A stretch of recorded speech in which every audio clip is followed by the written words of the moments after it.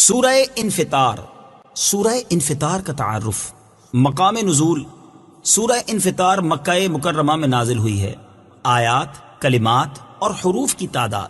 اس سورت میں ایک رکوع، 19 آیتیں، 80 کلمے اور 327 حروف ہیں. انفطار نام رکھنے کی وجہ، انفطار کا معنی ہے پھٹ جانا، اور اس سورت کا یہ نام اس کی پہلی آیت میں مذکور لفظ انفطرت سے ماخوذ ہے. سورہ انفطار کے مضامین.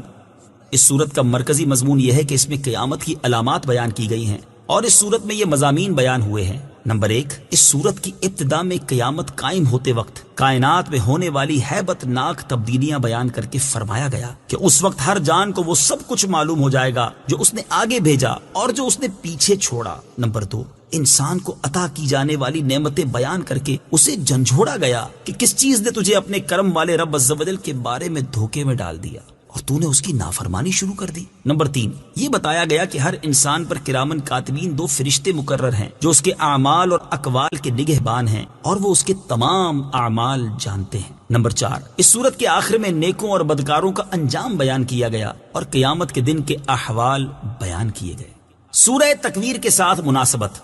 سورہ انفطار کی اپنے سے ماں قبل سورت تکویر کے ساتھ مناسبت یہ ہے کہ دونوں سورتوں میں قیامت کی ہولناکیاں اور احوال بیان کیے گئے.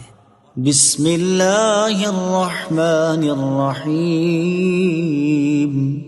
ترجمہ: اللہ کے نام سے شروع جو نہایت مہربان رحمت والا ہے. اذا السماء انفطرت وَإِذَا الْكَوَاكِبُ انتثرت وَإِذَا الْبِحَارُ فُجِّرت وَإِذَا الْقُبُورُ بُعْثِرَتْ عَلِمَتْ نَفْسٌ مَّا قَدَّمَتْ وَأَخَّرَتْ.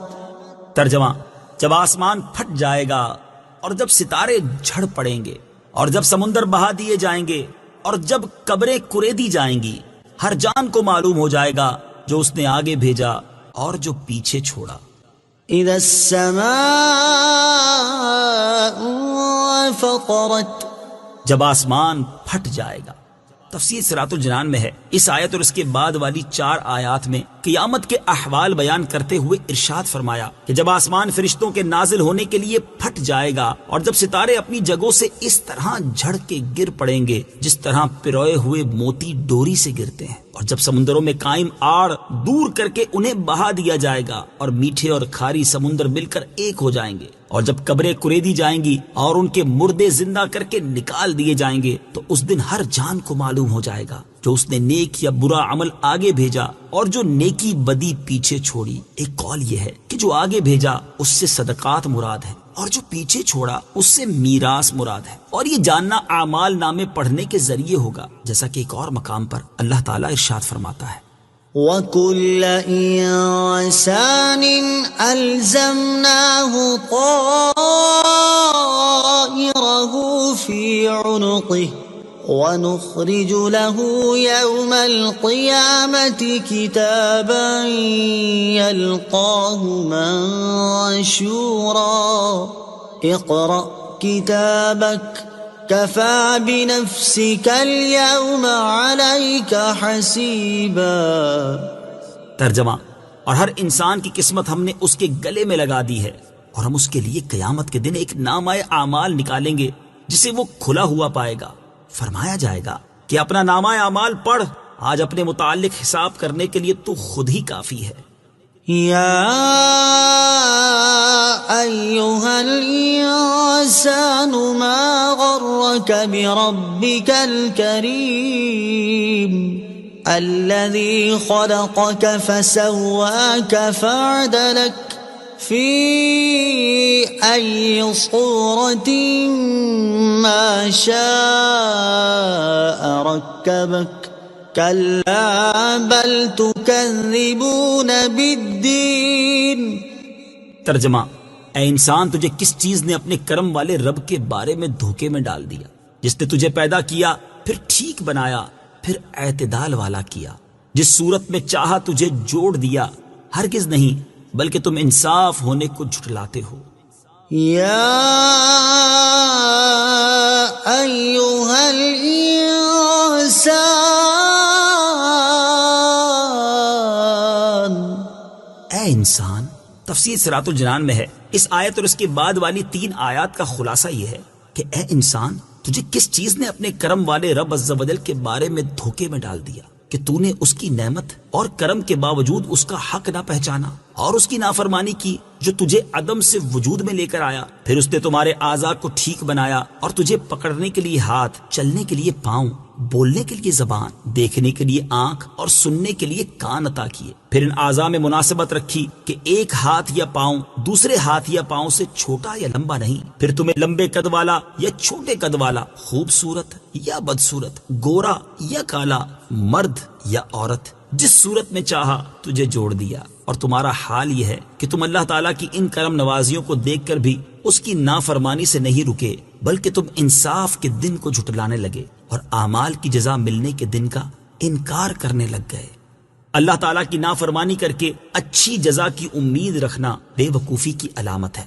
ان آیات سے معلوم ہوا کہ اگرچہ اللہ تعالیٰ کرم فرمانے والا ہے، لیکن اس کے کرم کو پیش نظر رکھ کر اس کی نافرمانی کرنے کی جرت نہیں کرنی چاہیے، بلکہ اس کی پکڑ اور اس کے عذاب کو اپنے سامنے رکھتے ہوئے اس کی نافرمانی سے ہر دم بچتے رہنا چاہیے. اس سے ان لوگوں کو نصیحت حاصل کرنی چاہیے کہ جو گناہ کرنے کے بعد اس سے سچی توبہ کرنے کی بجائے یہ کہہ کر اپنے دل کو تسلی دے لیتے ہیں کہ اللہ تعالیٰ بڑا بخشنے والا ہے، وہ معاف کر دے گا، کوئی بات نہیں، ان کے لیے 2 احادیث میں بڑی عبرت ہے. چنانچہ نمبر 1 حضرت شداد بن اوس رضی اللہ تعالی عنہ سے روایت ہے، نبی کریم صلی اللہ تعالی علیہ وآلہ وسلم نے ارشاد فرمایا، سمجھدار شخص وہ ہے جو دنیا میں ہی اپنا محاسبہ کر لے اور آخرت کی بہتری کے لیے نیک اعمال کرے، اور وہ شخص احمق ہے جو اپنے نفس کی خواہشات کی پیروی کرے اور اللہ تعالیٰ سے آخرت کے انعام کی امید رکھے. نمبر 2 حضرت عبداللہ ابن عباس رضی اللہ تعالی عنہما سے روایت ہے، حضور اقدس صلی اللہ تعالی علیہ وآلہ وسلم نے ارشاد فرمایا، تم میں سے کوئی اللہ تعالیٰ کے حلم اور بردباری سے دھوکے میں نہ پڑ جائے، بے شک جنت اور دوزخ تمہارے جوتے کے تسمے سے بھی زیادہ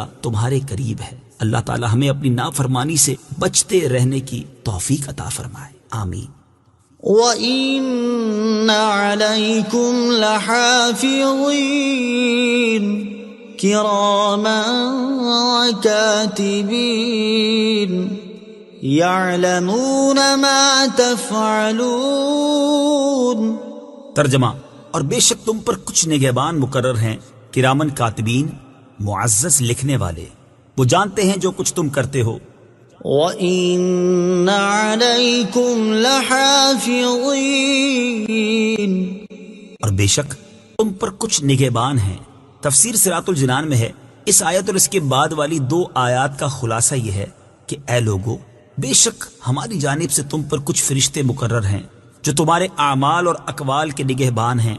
وہ فرشتے اللہ تعالیٰ کی بارگاہ میں معزز ہیں اور تمہارے اقوال اور اعمال لکھ رہے ہیں تاکہ تمہیں ان کی جزا دی جائے. وہ تمہارے ساتھ رہنے کی وجہ سے تمہارا ہر نیک اور برا عمل جانتے ہیں اور ان سے تمہارا کوئی عمل چھپا نہیں. محافظ اور نگہبان فرشتے، ان فرشتوں کے بارے میں ایک اور مقام پر اللہ تعالیٰ ارشاد فرماتا ہے، إِذْ يَتَلَقَّى الْمُتَلَقِّيَانِ عَنِ الْيَمِينِ وَعَنِ الشِّمَالِ قَعِيدٌ مَا يَلْفِظُ مِنْ قَوْلٍ إِلَّا لَدَيْهِ رَقِيبٌ عَتِيدٌ. ترجمہ، اور جب اس سے لینے والے 2 فرشتے لیتے ہیں، ایک دائیں جانب اور دوسرا بائیں جانب بیٹھا ہوا ہے، وہ زبان سے کوئی بات نہیں نکالتا مگر یہ کہ ایک محافظ فرشتہ اس کے پاس تیار بیٹھا ہوتا ہے. اور ان آیات میں ہر اس انسان کے لیے نصیحت ہے جو اپنے اعمال کے حوالے سے انتہائی غفلت کا شکار ہے. حضرت فضیل بن عیاض رحمۃ اللہ تعالی جب اس آیت يَعْلَمُونَ مَا تَفْعَلُونَ کی تلاوت فرماتے تو کہتے، غافل لوگوں پر اس سے زیادہ سخت کوئی آیت نہیں. سورہ انفطار کی آیت نمبر 10، 11 اور 12 سے معلوم ہونے والی باتیں، ان آیات سے 6 باتیں معلوم ہوئیں. نمبر 1، انسان کی جان اور اس کے اعمال کی حفاظت کے لیے فرشتے مقرر ہیں۔ نمبر 2، فرشتے صرف انسانوں پر مقرر ہیں، دیگر مخلوق پر نہیں۔ نمبر 3، اللہ تعالیٰ کے کام اس کے بندوں کی طرف منسوب ہو سکتے ہیں کیونکہ حافظ و ناصر رب تعالیٰ ہے، مگر ارشاد ہوا کہ فرشتے حفاظت کرتے ہیں۔ نمبر 4، انسان کو بری جگہ نہیں جانا چاہیے تاکہ ہماری وجہ سے ان فرشتوں کو وہاں نہ جانا پڑے۔ نمبر 5، فرشتے اللہ تعالیٰ کی بارگاہ میں عزت والے کریم ہیں۔ نمبر 6، ان پر ہمارے چھپے اور ظاہر کوئی عمل پوشیدہ نہیں، تبھی تو وہ ہر عمل کو لکھ لیتے ہیں۔ ان الابرار لفی نعیم وان الفجار لفی جحیم یصلونها یوم الدین وما هم عنها بغائبین وما أدراك ما يوم الدين ثم ما أدراك ما يوم الدين يوم لا تملك نفس لنفس شيئا والأمر يومئذ لله۔ ترجمہ، بے شک نیک لوگ ضرور چین میں جانے والے ہیں اور بے شک بدکار ضرور دوزخ میں ہیں۔ انصاف کے دن اس میں جائیں گے اور اس سے کہیں چھپ نہ سکیں گے۔ اور تجھے کیا معلوم کہ انصاف کا دن کیا ہے؟ پھر تجھے کیا معلوم کہ انصاف کا دن کیا ہے؟ جس دن کوئی جان کسی جان کے لیے کچھ اختیار نہ رکھے گی اور سارا حکم اس دن اللہ کا ہوگا۔ ان الابرار لفی نعیم، بے شک نیک لوگ ضرور چین میں ہیں۔ تفسیر صراط الجنان میں ہے۔ اس سے پہلی آیات میں بندوں کے اعمال لکھنے والے فرشتوں کے بارے میں بیان کیا گیا اور اب یہاں سے عمل کرنے والوں کے احوال بیان کیے جا رہے ہیں۔ چنانچہ اس آیت اور اس کے بعد والی 6 آیات میں ارشاد فرمایا کہ بے شک وہ لوگ جنہوں نے فرائض کی ادائیگی اور گناہوں سے بچنے کے ذریعے اپنے ایمان کو سچا کر دکھایا، یہ ضرور نعمتوں سے بھرپور جنت میں جانے والے ہیں، اور بے شک کافر لوگ ضرور جلا کر رکھ دینے والی دوزخ میں جانے والے ہیں، اور وہ انصاف کے دن اس جہنم میں جائیں گے جسے وہ دنیا میں جھٹلاتے رہے، اور اس جہنم سے کہیں چھپ نہ سکیں گے۔ اور اے بندے، تجھے کیا معلوم کہ انصاف کا دن کیا ہے؟ پھر تجھے کیا معلوم کہ انصاف کا دن کیا ہے؟ انصاف کا دن وہ ہے جس دن کوئی کافر جان کسی کافر جان کے لیے کچھ اختیار نہ رکھے گی، اور اس دن سارا حکم اللہ تعالیٰ کا ہوگا اور وہی ان کے بارے میں فیصلہ فرمائے گا۔ یوم لا تملک نفس لنفس شیئا، جس دن کوئی جان کسی جان کے لیے کچھ اختیار نہ رکھے گی۔ تفسیر صراط الجنان میں ہے، یعنی قیامت کے دن کوئی کافر کسی کافر کو کچھ نفع پہنچانے کا اختیار نہ رکھے گا، اور نہ ہی کوئی مسلمان کسی کافر کو فائدہ پہنچا سکے گا۔ قیامت کے دن سے ہر ایک کو ڈرنا چاہیے۔ یاد رہے کہ اس آیت میں اگرچہ کفار کا حال بیان ہوا ہے کہ انہیں قیامت کے دن کوئی دوسرا کافر یا مسلمان نفع نہیں پہنچا سکے گا، البتہ اس دن کی سختیوں، ہولناکیوں اور شدتوں کے پیش نظر مسلمانوں کو بھی اس سے ڈرنا چاہیے۔ چنانچہ ایک مقام پر اللہ تعالیٰ ارشاد فرماتا ہے، واتقوا يوما لا تجزي نفس عن نفس شيئا ولا يقبل منها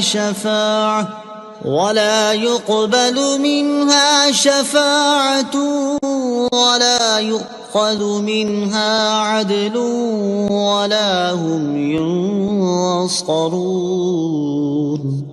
ترجمہ، اور اس دن سے ڈرو جس دن کوئی جان کسی دوسرے کی طرف سے بدلہ نہ دے گی، اور نہ کوئی سفارش مانی جائے گی، اور نہ اس سے کوئی معاوضہ لیا جائے گا، اور نہ ان کی مدد کی جائے گی۔ اور ارشاد فرماتا ہے، واتقوا يوما ترجعون فيه إلى الله ثم توفى كل نفس ما كسبت وهم لا يظلمون۔ ترجمہ، اور اس دن سے ڈرو جس میں تم اللہ کی طرف لوٹائے جاؤ گے، پھر ہر جان کو اس کی کمائی بھرپور دی جائے گی اور ان پر ظلم نہیں ہوگا۔ اور ارشاد فرماتا ہے، یا ایھا الناس اتقوا ربكم واخشوا يوما لا يجزي والد عن ولده يوما لا يجزي والد عن ولده ولا مولود هو جاز عن والده شيئا إن وعد الله حق فلا تغرنكم الحياة الدنيا ولا يغرنكم بالله الغرور.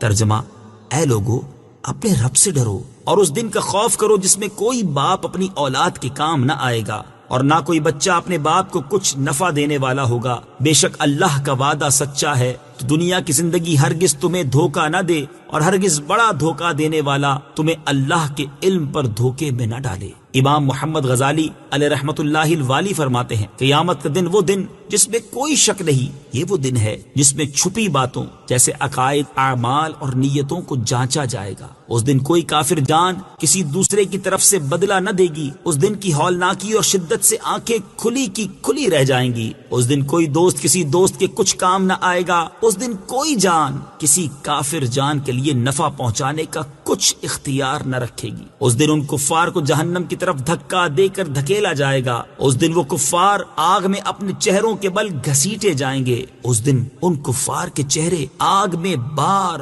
بار الٹے جائیں گے. اس دن کوئی باپ اپنی اولاد کے کام نہ آ سکے. اس دن آدمی اپنے بھائی، ماں اور باپ سے بھاگتا پھرے گا. اس دن لوگ دہشت غالب ہونے کی وجہ سے بات نہیں کر سکیں گے اور نہ انہیں اس بات کی اجازت دی جائے گی کہ وہ کوئی عذر پیش کریں. یہ وہ دن ہے جو اللہ تعالیٰ کی طرف سے ٹلنے والا نہیں. اس دن لوگ بالکل ظاہر ہو جائیں گے. اس دن وہ آگ پر تپائے جائیں گے. اس دن نہ مال کام آئے گا اور نہ بیٹے کام آئیں گے. اس دن ظالموں کو ان کے بہانے کچھ کام نہ دیں گے اور ان کے لیے لعنت ہے اور ان کے لیے برا گھر ہے. اس دن تمام عذر رد کر دیے جائیں گے اور چھپی باتوں کو جانچا جائے گا.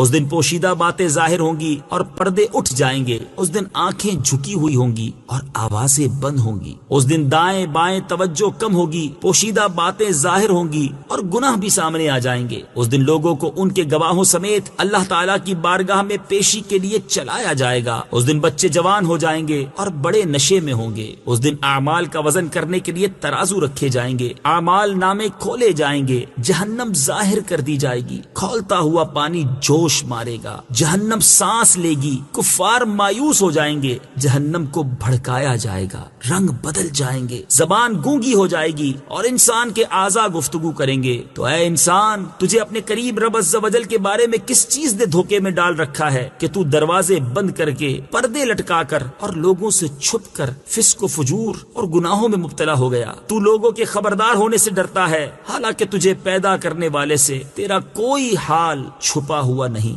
جب تیرے اعضاء تیرے خلاف گواہی دیں گے اور جو کچھ تو لوگوں سے چھپ کر کرتا رہا وہ سب ظاہر کر دیں گے، تو اس وقت تو کیا کرے گا؟ اللہ تعالی ہمیں دنیا اور شیطان کے دھوکے سے محفوظ فرمائے اور اپنی آخرت کے بارے میں سچی فکر اور قیامت کے دن کا حقیقی خوف نصیب کرے.